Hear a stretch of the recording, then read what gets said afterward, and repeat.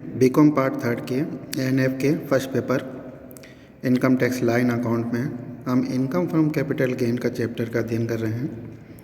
इससे पूर्व के वीडियो में हमने स्पेसिफिक केसेस से किस प्रकार से पूंजी लाभों की गणना की जाती है इसके बारे में अध्ययन किया था। आज हम इसी को कंटिन्यू करेंगे आगे। इसमें कई सारे पॉइंट हैं, मुख्य पॉइंट हमने कवर कर लिए हैं। उनमें जो रह गए हैं उनमें एक capital gain on depreciated assets, यानी ऐसी संपत्तियां जिनके ऊपर ह्रास लगता है उनके संबंध में किस प्रकार से पूंजी लाभों की गणना की जाएगी। सेक्शन 50 के अनुसार मोस्ट इम्पॉर्टेंट चीज़ ये है कि ऐसे संपत्ति से जो भी पूंजी लाभ होंगे वो हमेशा अल्पकालीन पूंजी लाभों की कैटेगरी में आएंगे, और इनके ऊपर जब हम कैपिटल गेन की गणना करेंगे तो इन संपत्तियों को हम दो कैटेगरी में रख सकते हैं। मोस्ट इम्पोर्टेंट, जैसे हमने बिजनेस प्रोफेशन में आपने पढ़ रखा है कि जो ह्रास योग्य संपत्तियां होती हैं हम उनको एक ब्लॉक में डेप्रिसिएशन कैलकुलेट करते हैं। क्योंकि ह्रास का मतलब उनको एक ब्लॉक में रखना, जैसे 10% वाले ब्लॉक में रखना है या 25% वाले में रखना है, 20% वाले में रखना है। इस तरीके से पर्टिकुलर ब्लॉक में हम उनको रखते हैं। यहाँ पर भी उसी तरीके को अपनाया जाएगा, यानी पर्टिकुलर ब्लॉक में उनको रखा जाएगा। उसकी जो रिटर्न डाउन वैल्यू होगी उस रिटर्न डाउन वैल्यू के आधार पर पूंजी लाभों की गणना की जाएगी। अब कई दफ़ा परिस्थितियाँ ऐसी होती हैं जहाँ पर कि उस ब्लॉक की सारी संपत्तियाँ ट्रांसफ़र कर दी गई हों। कई दफ़ा ऐसी भी परिस्थिति हो सकती है कि उस ब्लॉक की सारी संपत्तियों का ट्रांसफ़र नहीं किया गया हो। तो इन दोनों ही स्थिति में हम पूंजी लाभों की गणना करेंगे। जो तरीका होगा कैपिटल गेन कैलकुलेट करने का कि सेल कंसिडरेशन, उस ब्लॉक की जो असेट्स है उसका हम सेल कंसिडरेशन ले लेंगे। उसमें जो भी ट्रांसफ़र के एक्सपेंसेस हुए हैं और जो ओपनिंग उस संपत्तियों के ब्लॉक की जो रिटर्न डाउन वैल्यू है उसमें अगर कोई संपत्ति सम्मिलित की गई है तो उसको जोड़ दिया जाएगा। इन तीनों का योग सेल कंसिडरेशन में से घटा दिया जाएगा और शॉर्ट टर्म कैपिटल गेन और लॉस कैलकुलेट कर ली जाएगी। यहाँ पर एक चीज़ बता दूँ आपको कि अगर मान लीजिए सारी संपत्तियों का ट्रांसफ़र हो गया है तो ऐसी स्थिति में यदि सेल कंसिडरेशन कम है और बाकी 3 आइटम का योग ज़्यादा है तो कैपिटल गेन के बजाय कैपिटल लॉस हो जाएगा। लेकिन अगर मान लीजिए सारी संपत्तियों का ट्रांसफ़र नहीं हुआ है तो ऐसी स्थिति में यदि सरप्लस नेगेटिव आता है, मतलब कहने का मतलब है सेल कंसिडरेशन में से हम जब तीनों आइटमों का योग घटाएंगे और नेगेटिव इनकम आ रहा है तो उसे शॉर्ट टर्म कैपिटल लॉस नहीं माना जाएगा। इस चीज़ को आपको ध्यान में रखना है। इसी प्रकार से capital gain in case of intangible assets, ऐसी संपत्तियां जो कि इंटेंजिबल होती हैं, जैसे कि मान लीजिए कोई टेनेंसी राइट है, कोई किसी प्रकार का परमिट है, ट्रेडमार्क है, ब्रांड का नेम है, गुडविल है, राइट टू मैन्युफैक्चर है। इस तरीके की इंटेंजिबल असेट्स के संबंध में पहली चीज़ जो निकल के आती है कि अगर मान लीजिए ये सेल्फ जनरेटेड हैं तो इनकी कॉस्ट ऑफ एक्वाइजेशन हमेशा शून्य ली जाएगी। लेकिन अगर ये मान लीजिए ख़रीदी गई हैं तो ख़रीदने के संबंध में हम जो कॉस्ट ऑफ एक्वाइजेशन है उसको कंसीडर कर लेंगे। एक एग्जांपल से इसको समझते हैं। इन्होंने कहा कि X acquire tenancy right on 10/6/1999 for ₹2,40,000। It was sold by him on 25/9/2019 for 31 lakh. The fair market value of tenancy right as on 1/4/2001 was ₹3,60,000। Compute capital gain for 2020-21। चूँकि ये एक्वायर किया गया है, ख़रीदा गया है, इसलिए इसकी इंडेक्स यानी कॉस्ट ऑफ एक्वाइजेशन कंसीडर की जाएगी। जो सेल कंसिडरेशन 31 लाख रुपए है, हम 31 लाख रुपए में जो इंडेक्स कॉस्ट ऑफ एक्वाइजेशन है तो इसने ख़रीदा था 2,40,000 रुपये में। ऐसी संपत्तियों के संबंध में हम चाहे पूर्व में ख़रीदा हो तो इंडेक्स 2001 का एप्लीकेबल होगा। गत वर्ष का जो हस्तांतरण का इंडेक्स है वो 289 है। उसमें हम नीचे प्राप्ति का इंडेक्स 99 के बजाय 2001 का ले लेंगे जो कि 100 था। और इसके संबंध में जो फेयर मार्केट वैल्यू है उसको कंसीडर नहीं किया जाएगा। 6,93,600 रुपये घटाने के बजाय पश्चात चूँकि 3 साल से ज़्यादा की अवधि हुई है, इसलिए इस पे लॉन्ग टर्म कैपिटल गेन होगा 24,06,400 रुपये का। अगर मान लीजिए इसको एक्वायर नहीं किया गया होता और वैसे ही सेल्फ जनरेट होता तो उसके संबंध में हम यहाँ पर कॉस्ट ऑफ इक्वाइजेशन को नील लेते हैं, ये आपको शून्य लेते हैं। ये इस चीज़ को आपको ध्यान में रखना है।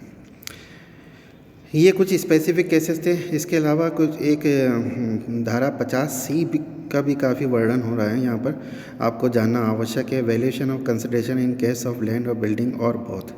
अगर किसी लैंड या बिल्डिंग या दोनों का हस्तांतरण हुआ हो तो कंसिडरेशन का वैल्यूएशन किस प्रकार किया जाएगा, इसमें बहुत धारा 50C के अंतर्गत बताया गया है। कई दफ़ा आपने देखा होगा कि कई पूंजी संपत्ति लैंड और बिल्डिंग या दोनों साथ मिली हुई हों और उनको बेचा जाता है, तो उसके संबंध में यदि स्टाम्प वैल्यूएशन अगर कम कराया गया हो, अगर स्टाम्प वैल्यूएशन से ज़्यादा पे अगर बेचा जाए जब तो कोई दिक्कत है ही नहीं, लेकिन अगर उससे कम किया गया तो 5% की यहाँ पर छूट दे रहा है कि आप ऐसा कर सकते हैं 5% तक, लेकिन अगर उससे ज़्यादा हो तो धारा 50C एप्लीकेबल होगा। तो धारा 50C कहाँ पर एप्लीकेबल होगा? उन परिस्थितियों में जबकि कैपिटल एसेट बिंग लैंड और बिल्डिंग और बहुत ही ट्रांसफ़र, उनका ट्रांसफ़र किया जाए। और उसके अलावा दूसरी ये कि वैल्यू अडेप्टेड और असेट्स और accessible by the stamp valuation authority exceed 105% of actual consideration. मतलब अगर 105% से ज़्यादा है, उसका अंतर 5% से ज़्यादा है तो फिर 50C एप्लीकेबल हो जाएगी। जैसे कोई संपत्ति मान लीजिए 5 लाख रुपए की है, अगर 5,25,000 रुपये तक आप उसको कराते हो तो वो 5% का कंसिडर कर लेंगे। लेकिन अगर उससे ज़्यादा का अंतर है, जैसे 6 लाख रुपए है, तो उसमें फिर ये एप्लीकेबल होगी। इसको हम एक एग्जांपल से समझेंगे, इसके बारे में समझ लेते हैं। जो टैक्स ट्रीटमेंट है, full value consideration shall B value adopted और असेट और accessible by any authority of state government. ये सारी चीज़ जो असेस करने का है, यानी स्टाम्प वैल्यूएशन अथॉरिटी जिसको हम कह रहे हैं, ये स्टेट गवर्नमेंट के अंदर आती है for the purpose of payment of stamp duty, जिसके आधार पे स्टाम्प ड्यूटी का पेमेंट किया जाता था। अब इसमें टैक्स पॉइंट क्या ध्यान में रखना है कि वेयर वैल्यू अडॉप्टेड और असेट और accessible by the stamp valuation authority does not exceed, अगर वो जो एक्चुअल कंसिडरेशन है उसके 105% से ज़्यादा नहीं है तब तो ये एप्लीकेबल नहीं होगा। Where such value is less than actual consideration then actual consideration shall be considered as full value of consideration. अगर वो उससे ज़्यादा नहीं है तो नहीं, लेकिन अगर उससे ज़्यादा है, अंतर ज़्यादा है, 5% से ज़्यादा है, तो फिर एप्लीकेबल होगा 50C। एक एग्जांपल से इसको समझते हैं। Mister Rajesh has a self occupied house property acquired on 15 November 2018 for rupees 6 lakh. He sold such property for 5 lakh, मतलब ख़रीदी थी उसने 6 लाख में और बेच दी उसने 5 लाख में, टू जयश्री एज ऑन 18/8/2019। देखिए बहुत इंपॉर्टेंट चीज़ ये है कि अगर वो सेल कंसिडरेशन हमारी जो वैल्यूएशन है उससे कम हो, ज़्यादा हो जब तो कोई दिक्कत नहीं, कम होगा तभी ये एप्लीकेबल होगा।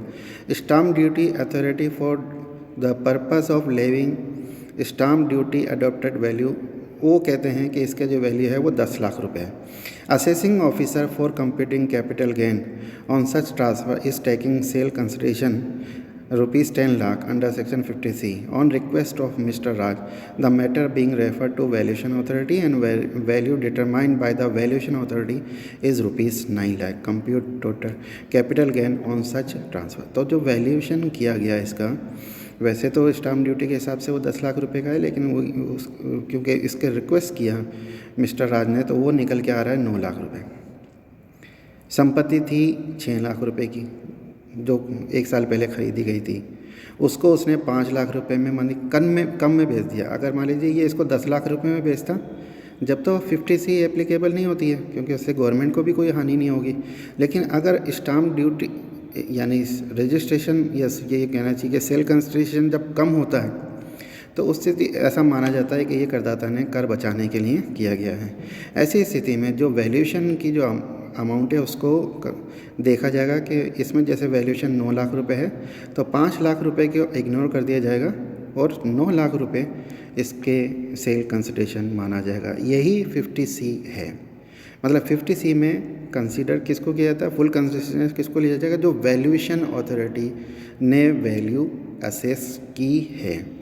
तो computation of capital gain of mister Raj for the assessment year 2021, sale consideration इसका 9 लाख रुपए का है। एक्सपेंसेस ऑफ ट्रांसफ़र कोई गिवन नहीं दिए गए हैं। तो नेट सेल कंसिडरेशन इसका 9 लाख रुपए का होगा। उसमें कॉस्ट ऑफ इक्वाइजेशन 6 लाख रुपए है। कॉस्ट ऑफ इम्प्रूवमेंट कुछ नहीं भी नहीं है, 6 लाख रुपए हम घटा देंगे इसके संबंध में, क्योंकि संपत्ति 3 वर्ष नहीं हुए हैं इसको जो भी, तो 3 लाख 2 वर्ष मतलब कम अवधि है। तो शॉर्ट टर्म कैपिटल गेन होंगे 3 लाख रुपए के। धन्यवाद।